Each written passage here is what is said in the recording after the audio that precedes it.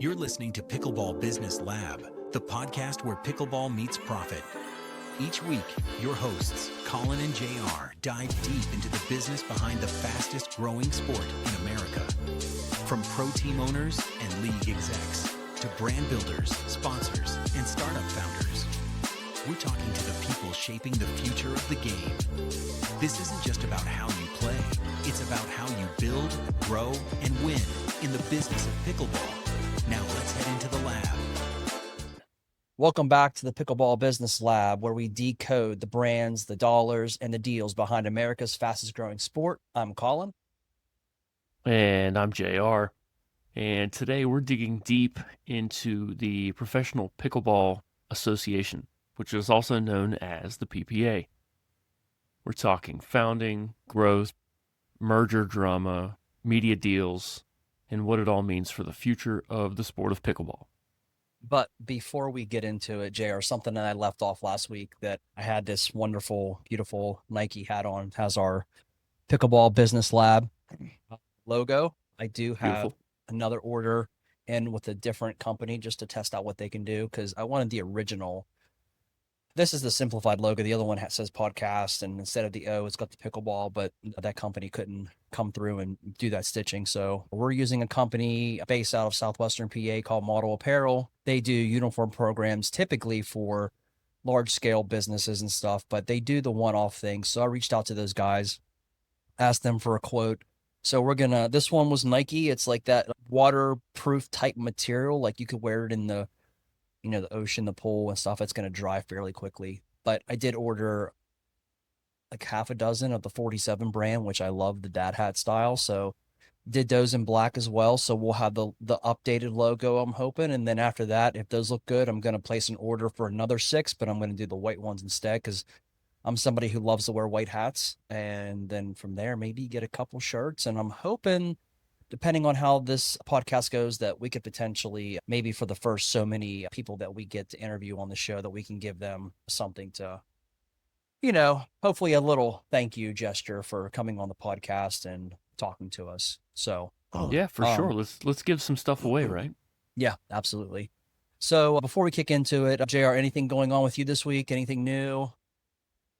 Really just trying to organize all the things that we've got our hands in. We've got a little bit of client work, working on a little bit of, strategy for ourselves and, kind of organizing what we're going to do there.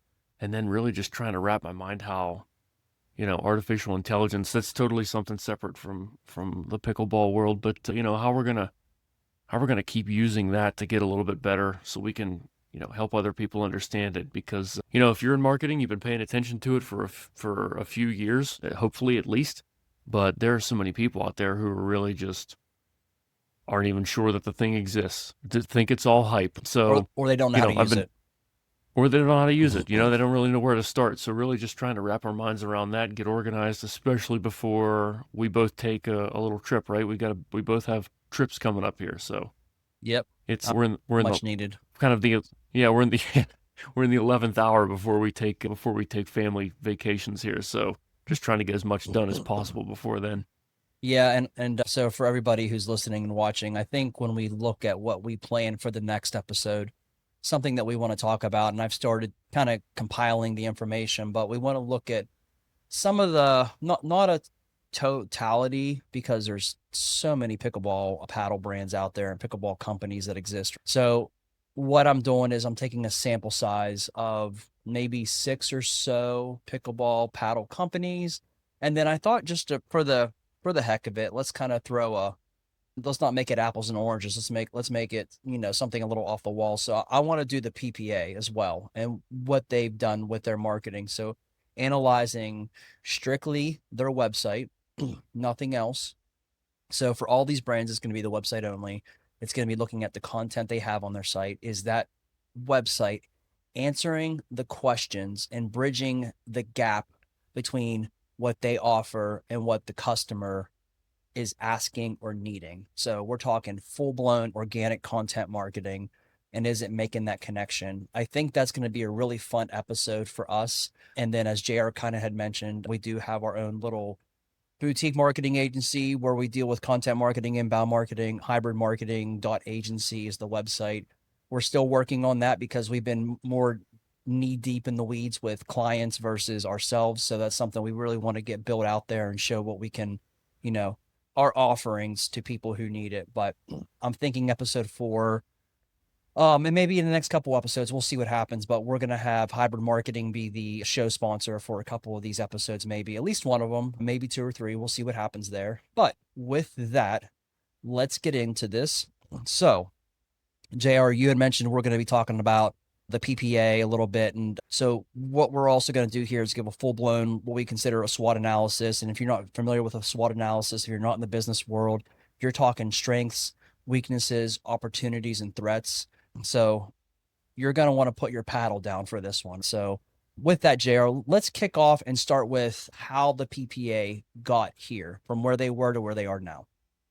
Yeah, sure. You can kind of just rewind, if you will, back to 2019, a full 6 years ago. It's hard to believe it's been 6 years since then, but you identify that Carner Pardo launches the PPA, and it's backed by an investor, a guy by the name of Tom Dundon.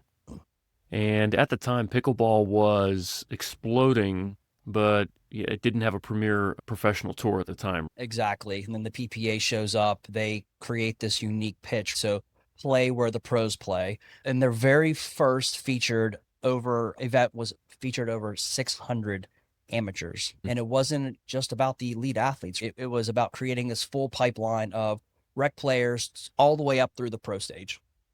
And that's right. And had that DNA of inclusive plus elite. And that's what helped them to scale up pretty quickly. Right.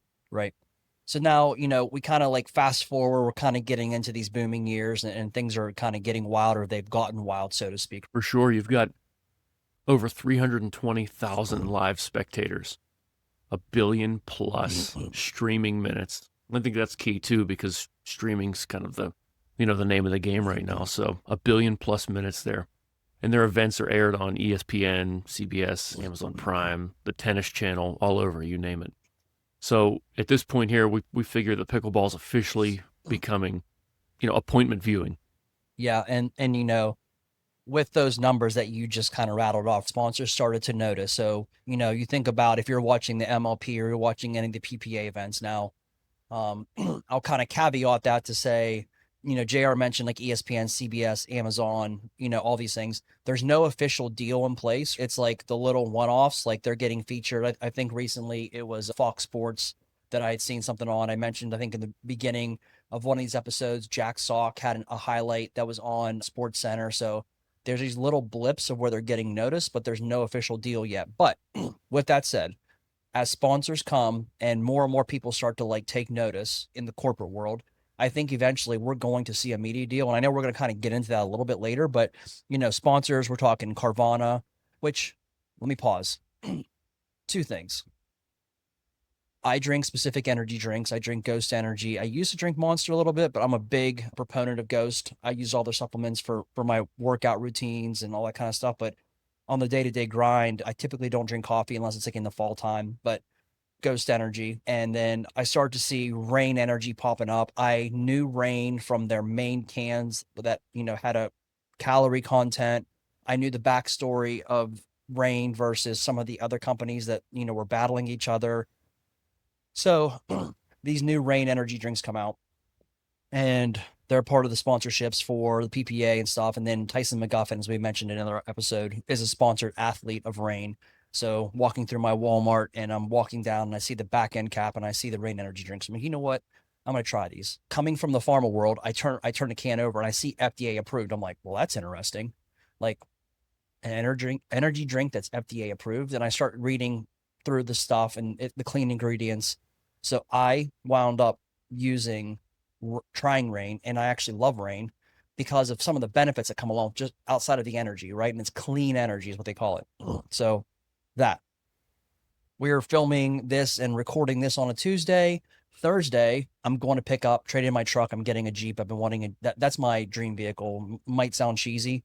It's not a Ferrari. It's not any of those kind of things. I want a Jeep that I can play with and mod it out and stuff. I did that through Carvana. So I don't want to necessarily say that was because of the PPA, because I've known about Carvana, but I went through the process and kind of struck my mind like, oh yeah, so, and there's other competition that Carvana competes against. So I would say the sponsorships and the associations are having this cause and effect, if you will. And I'm sure if Connor Pardo would listen to this episode, he might find that a little bit interesting. But, outside of Carvana, you have Humana, you have Skechers, you have Miller Coors, there's some other brands that exist out there. I think if you look at the PPA, MLP, and you're watching on Pickleball TV, you have Stella Artois, you have David Beckham, and a couple of the other people that are on there as well. So all on these, and all these sponsorships are all within these PPA events, these MLP events. Not to mention the female players like Annalie Waters are reportedly earning more than some of the WNBA players that exist out there. And that's a huge gender equity win. You hear about these pay gaps between athletes, and, someone like Annalie is really, skyrocketing her brand, as well as, building up her financial nest egg, if you will. So, Yeah. JR. Yeah. So you think up to this point, we're about 5 years in from kind of the launch, 19 to 24. Yep. The boom years are we're kind of wrapping the boom years, but it's obvious that it's not just hype. It's kind of a new era of professional sports. And then as we started to see that rise, right, that rise didn't happen without some conflict. So you had the tour wars, if you will. You had the PPA versus APP versus the MLP. Oh yeah, for sure. Yeah. You had players that were, signing exclusive deals. Fans were quite understandably, they would be confused. And it felt like tennis in the 70s, really. But then came 2024, and the PPA and the MLP merged under the United Pickleball Association, or the UPA, kind of an umbrella. Yeah, and as a result, they scored a $75 million investment, unified the calendar, added organizational stability, and then each tour still runs in its own format, but now it's all under one roof, which is the UPA. Mm-hmm. Sort of like an NFL, AFL joining forces back in the day, decades ago. It was a game changer. Yeah, absolutely. So, when we now kind of let's start to shift towards, what do we know about the PPA from a strength standpoint? So let's talk strengths. And then first off, let's talk about the growth and the media reach. Yeah, for sure. I mean, you think about the audience, it's booming. I mean, Pickleball TV launches. Now you can just watch it around the clock whenever you want. Yep. You've got broadcast partners that are just stacked. Sponsorships, as you had already alluded to, they're everywhere, and they're going at a premium. So, and again, Pickleball TV, 24/7 streaming that they fully control. It's a big factor there. Yeah, and then with that you have star power. You have Ben Johns, you have Annalie Waters, you got Jeannie Bouchard, who was a crossover from tennis, and so was Jack Sock. So crossover from tennis, and and these are bankable, marketable faces that exist now, right, in the UPA, PPA category. That's right. Yeah, and it speaks to our that speaks to our earlier episode about personal branding. So, just rattling off some of those names there. So, and then you've also got to mention, the PPA video game, junior collegiate tour pipelines. So it's not just about now. I mean, we're obviously looking to or toward the next generation as well. So do you actually have that video game? I know both of us have a little history of gaming. Have you played that? So I do have it. It's a good game. It's got a good start to what it is. I definitely think there is a lot that can happen with that game that, they haven't done yet. For example, I think what they need to do is they need to follow the Tiger Woods PGA Tour game format, where you can really, you can create a player in there, but it's very limited. The paddles that exist in that game probably have certain rights, right, in the game that they've been able to secure. So that's limited. I think they really need to do a better job. And quite frankly, I think that would be an amazing episode, as if either we just do a full-blown thing around gaming, the gaming industry, and that game specifically for pickleball. And but I would love to get those guys on and just really pick their brains. Like, this is where you're at now. Where are you going to go in the future? But yep, I do have it. I've beaten everybody, including Ben Johns, in that game. So number one, baby. Yeah. Anyway, you got it set on rookie, huh? No, actually, I don't know. It might be intermediate, but it's a fun game. It does allow you to really learn the game a little bit. There's some little bugs to it, but overall, it's fun. And if it's raining out and you don't have a place to practice with those balls I showed before, then just go in your son's room and pop on the old PS4, PS5, and start rocking it out, and and it gives you a chance to learn the game even more than Sure. what you may or may not know. That's right. Yeah. Okay. So well said. So we talked about the strengths, right? So obviously you've got to have weaknesses. So, what are those cracks in the court? We know that it's not all about dinks and winners. So what do you think are some of the weak spots that we should highlight here? Kind of mentioned this a little bit ago, right? But for one is no true rights fee media deals. That it's still kind of limited. A lot of airtime is based on sponsorship buys, not networks paying the PPA like you would have for the NFL or the NBA, right? Like they strike big deals. So that's the first one. That's a really good point. And so while we know that, right around or a little over 48 million people play pickleball, it's only a small fraction that actually watch it professionally. So there's a conversion from player to viewer that could use a little bit of tweaking. Yeah, and also the digital marketing, it's decent, but it's not great. YouTube views are up about 33%, but influencer campaigns, personalized fan journeys, even buzz around the video game, it was crickets. So it's like the one shot try and then forget to do anything beyond that. So there needs to be a solid, dedicated marketing plan put in place. Maybe there is some, but from an execution, like have a weekly plan that you're going up against, right? And you're consistently engaging with. And then from there, as you start to grow your fan base, you start to grow that loyal fan base, and then maybe you start to get user generated content. Because I think about my local area. I don't know that any of them are even watching the PPA or an MLP event other than highlights that maybe they catch somewhere, but I don't think they're paying for Pickleball TV. So I think there is some grassroots guerrilla style marketing that could potentially be done there as well, on top of the digital, to really bring those together and make it cohesive. Yeah, it's a great point. And I thought I'd found some stats there that said that video game trailer had just 11,000 views. And that's, again, speaks to the point you're making. There's a gap there that probably could be used, could be closed. So, So now that we've talked about the weaknesses, what do you think are some opportunities? How do you think the PPA can level up? Yeah, so this is, to me, where it gets really exciting. So the PPA has a massive upside here.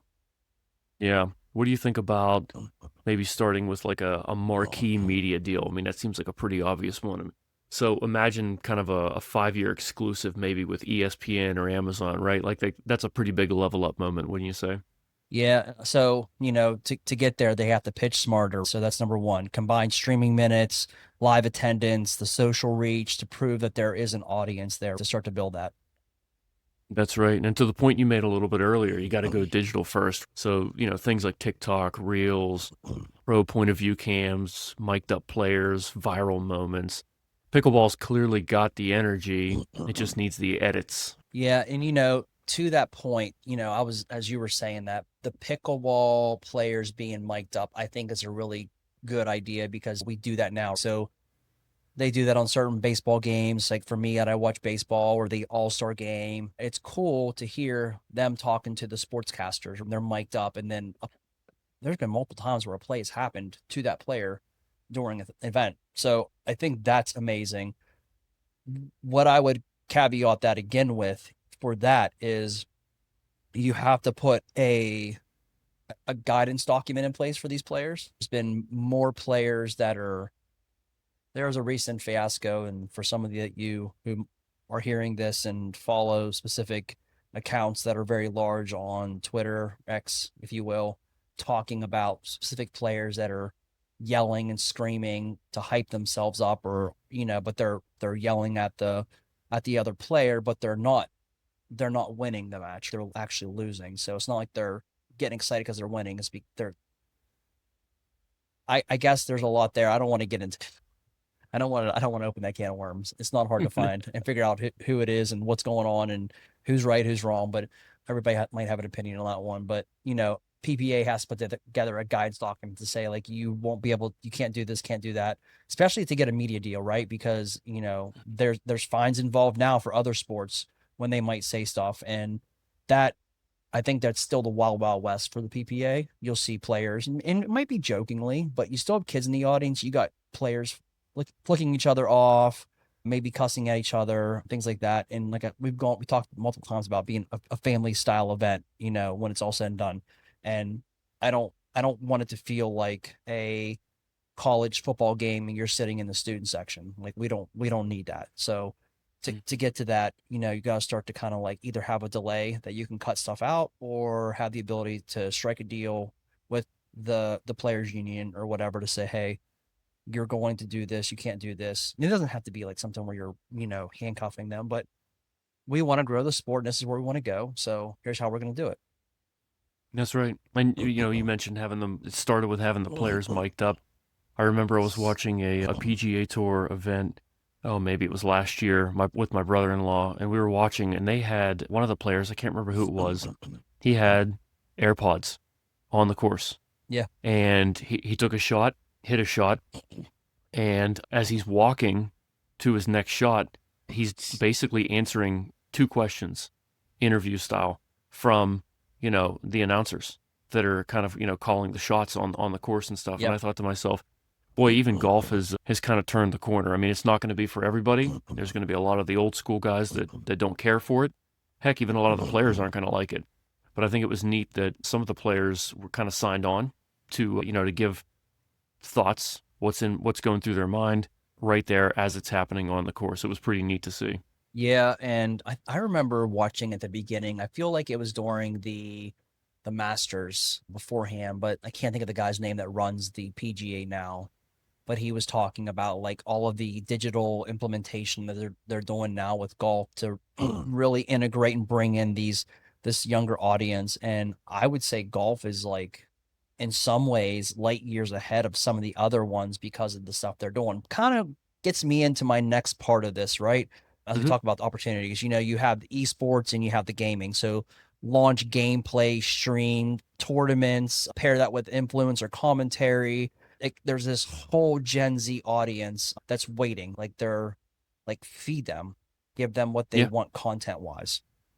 Yep. And think about the opportunities with things like subtitled streams, local broadcast partners, more school-based outreach that can drive more of a global expansion. I mean, now you're talking about going international. Yep. And, real quick on that topic, real quick, I started doing some research because I'm like, man, like you're starting to see this happen in the collegiate level where they're spending millions of dollars to build these really robust pickleball facilities, not just courts, but facilities for the collegiate players. And they're putting together these teams, if you will, but it's not sanctioned yet. So then I start thinking back to, okay, so then what about high school? Like, what can we do there? So I think that is a place where the PPA should find a way. And I don't think we have this in our notes as we've started to build out this episode, but that's something I think that they could do and really, really grow this sport from a younger age. Like I played the game with the wooden paddle when I was in school and I talked about that, but there was no tournaments or anything there. Start to make people that are become lifelong fans of the sport. Maybe they're not going to become pro. Maybe they will. But at the same time, let's get them out of sport that maybe they're not great at, they haven't put years into basketball or whatever, but that's something I think is missing. Absolutely. Yeah. So as we move forward here, let's do a little what if, okay? So my question to you would be, what if the PPA landed a multi-year media rights deal with ESPN? Think about it. Could you imagine cameras, commercials, and celebrities, like big, right? Pickleball just basically taking over SportsCenter. Break down what we're going to do next here is I think we should break down what that would look like and what it might mean for the sport, the players, and what we're probably most passionate about is the business of pickleball. Yep. Well, I mean, I do love playing, but let's kind of do this hypothetical deal. So the deal structure that we're kind of imagining here, we'll call it Pickleball and ESPN, the Pro Tour. So 3 to 5 year partnership worth anywhere from 20 to 50 million, a true rights-based, fee-based, not just paid programming or sponsored airtime. Yeah, and that's a pretty big distinction. It wouldn't be ESPN just airing a few highlights. This is ESPN actually investing in pro pickleball as a broadcast sport. It'd be a big deal. Yeah, I think back to when I used to compete in wakeboarding, my my early years of college, and it was funny because when I would go to a tournament. It just so happened that almost every single time, if the tournament was on a Saturday, Friday going into Saturday at like 1 o'clock in the morning, me and some of my buddies, we'd stay awake just to watch the pros. But it was that late night thing. So I would just say that's something I wouldn't want to see for pickleball. I don't want to see them on at, solid times when people are awake, typically, to really start to show that. I mean, obviously we have DVR, but like, are people necessarily going to be searching pickleball on their DVR or their guide? Maybe, but allow people to be scrolling through on the couch and go, oh, what's this? Or, oh, pickleball's on. And that becomes a reoccurring thing. And I think, we would see the numbers there. For sure. So with that said, if the PPA got a true fee rights deal, or what's in this for ESPN then? Yeah, I mean, the easiest thing to point out would be exclusive rights to airing the biggest PPA events. So think Mesa Open, US Slam Series, the PPA finals, when everything's wrapped up. That's an easy one to point out, would be exclusive rights to air those big major events. Yeah, and then we could, potentially start to layer in some streaming exclusivity with ESPN Plus, full access to live matches, the replays, kind of that behind the scenes bonus content that exists. That's right. And that's where you go down that road, and that's where it could start to get pretty cool, like with original content. So think Paddles and Pressure, a docuseries that follows top players week to week. It gives us our own drive to survive, if you will. Yeah, plus you'd have those crossover exhibitions where you might imagine Jeannie Bouchard playing mixed doubles being from the Pittsburgh area and the Pittsburgh Steelers. We're going to go ahead and say Aaron Rodgers. We don't know how he would act on court. Hopefully, keep himself together, but have that broadcasting during a downtime during a sports week. That's right. Yeah, and you could build an entire Pickleball Wednesday programming block on ESPN2 or Championship Sunday once a month that gets broadcast live on ABC. Yeah, I love that idea. So, if we keep going with this, then what does the PPA truly get? So flipping the paddle, what's in this for the PPA? Excuse me. Well, the biggest word that comes to mind is legitimacy. I mean, if you're on ESPN, you're not fringe anymore. You're in the big leagues now. Yeah, and then we're looking at what major audience exposure is unmatched. ESPN reaches boomers watching live TV, millennials on ESPN Plus. You have Gen Z through TikTok clips reposted from SportsCenter. So there's a lot there. That's right. Yeah, and with that comes sponsorship rates that increase. So you've got star players that can get endorsement deals. Merchandise is flying off the shelves, and Pickleball TV, that's a question mark there. Maybe you see it becoming the Hulu to ESPN's Netflix. Yeah, and at the end of the day, ESPN, we just talked about what they get. We talked about the PPA gets, but at the end of the day, this would boost player salaries. And the more media money flowing in, the more leverage players have. So this helps with the WPPA negotiations and at the end of the day, the overall league health. Mm-hmm. For sure. So, okay, but we're not just hyping. There's got to be stuff that could go wrong. So let's take a quick walk down the path of what could go wrong here. So first, number one, low viewership. If the casual ESPN viewer doesn't bite, then there's a problem. Yeah, which is ultimately why the PPA really needs to lead with best product. You don't want to air the 11 a.m. Thursday qualifiers. You want to air the championship matches with mics, slow motion, crowd hype, all of it. You want your best stuff, put your best foot forward. Yeah, and you also, I'm a Pickleball TV subscriber, so don't cannibalize the Pickleball TV. So use ESPN for the tentpole events, and then keep the rest in house to control the content and monetization. So right now, if you get on Pickleball TV, you have Grandstand. Like, so when matches start to air, you have Grandstand, you have Championship Court, and I, quite frankly, I never click on Grandstand. I always click on Championship Court. So if that deal happens, then kind of start to build more hype around Grandstand for Pickleball TV members. And then it's kind of like the MLB, where you might pay for the MLB network package where you can't watch your home team in your home network. You have to go watch it on whoever that network is. For us, it's Pittsburgh Sportsnet. So get people to drive away from Pickleball TV for the time being. So get over to ESPN, get those numbers up, right? So if you're a pickleball fan, go to ESPN, watch it. You're doing the PPA a favor. You're doing yourself a favor because you're almost helping to raise the tide for all boats in the water at the end of the day. Yeah, and one word comes to mind when I think of what you're describing there really is awareness. That if you're going to launch something like that, it has to be huge, like Super Bowl style, kind of creative. Yeah, and that kind of goes back to the marketing side of things. So they have to really nail down, and they do good at marketing. I don't want to dog on them, but I just think there's a lot more they can do to really legitimize and build that foundation to get to where they need to. And I do think it's going to start with bridging the gap between the players that play in the US and the people that watch the pro, grow those numbers. And then you start to obviously build your numbers and your viewership for Pickleball TV as you begin to continue to promote that. And I think they do a good job now of already giving, a 30-day trial to allow you to really get a taste for what Pickleball TV is.